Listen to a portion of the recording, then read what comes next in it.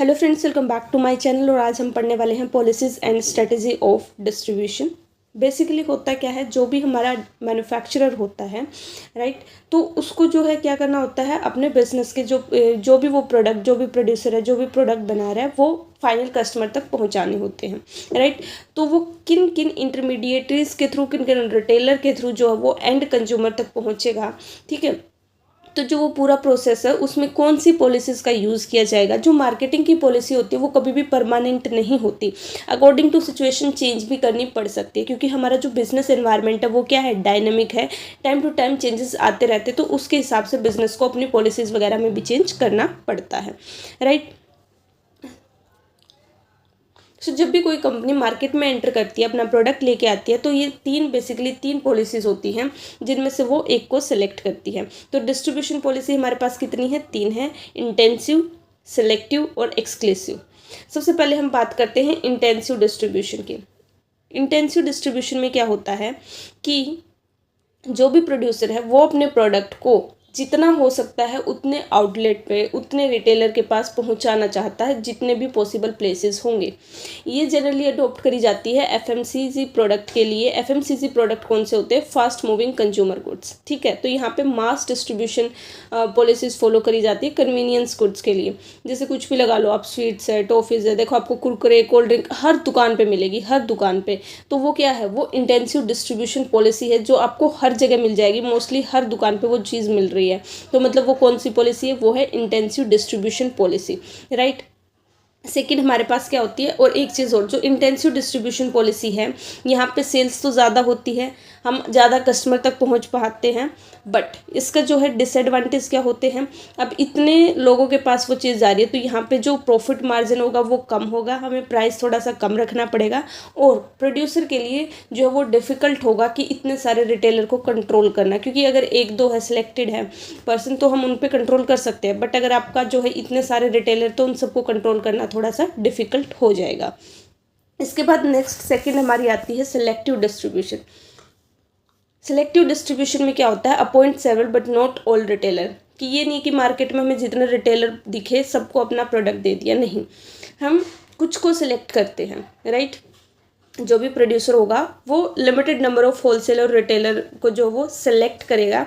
ये मेनली हम यूज़ करते हैं अगर हमारा जो है ब्रांडेड या फिर शॉपिंग गुड्स है, जिसमें हमारा जो है प्राइस, जो हाई यूनिट प्राइस होता है, वहाँ पे हम जो है ये डिस्ट्रीब्यूशन पॉलिसी का यूज़ करते हैं।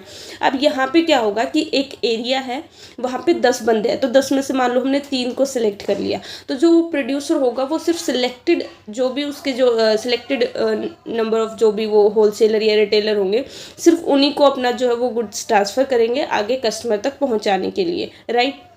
तो यहाँ पे हर किसी को जो है वो नहीं दिया जाता। फॉर एग्जांपल आप इसके अंदर क्या ऐड कर सकते हो, इनके एग्जांपल लिखने आपने। इंटेंसिव का मैंने जैसे दिया आपको, कुरकुरे, कोल्ड ड्रिंक, चिप्स वगैरह आपको हर शॉप में मिलेंगे।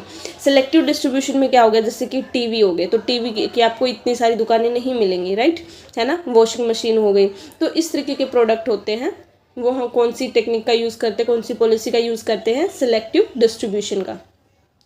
इसके बाद नेक्स्ट क्या, हमारी एक्सक्लूसिव डिस्ट्रीब्यूशन।